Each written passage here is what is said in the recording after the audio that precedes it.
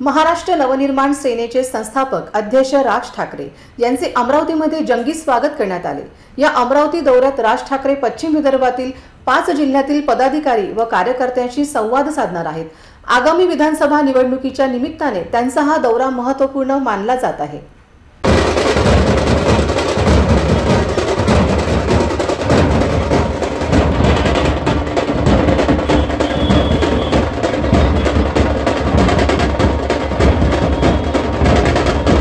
महाराष्ट्र नवनिर्माण पक्षाचे संस्थापक अध्यक्ष राज ठाकरे यांचे शुक्रवारी सकाळी रेल्वेने अंबानगरीत आगमन झाले। अंबानगरीत आगमन होताच अमरावती मनसे पदाधिकारी व कार्यकर्त्यांनी त्यांचे जंगी स्वागत केले। शुक्रवार व शनिवार अमरावती येथील एका खासगी हॉटेलमध्ये त्यांचा मुक्काम असून त्या दरम्यान ते पश्चिम विदर्भातील 5 जिल्ह्यातील पदाधिकारी व कार्यकर्त्यांशी संवाद साधणार आहेत।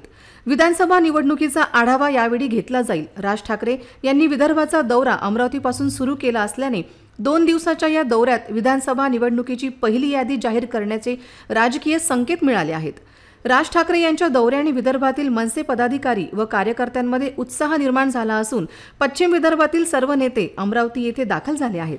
अमरावतीत मनसे नेते पप्पू पाटील, राजू उंबरकर, राज पाटील यांच्यासह अनेक नेते उपस्थित होते। त्या सर्वांनी राज ठाकरे यांचे ढोल ताशे लावून जंगी स्वागत केले।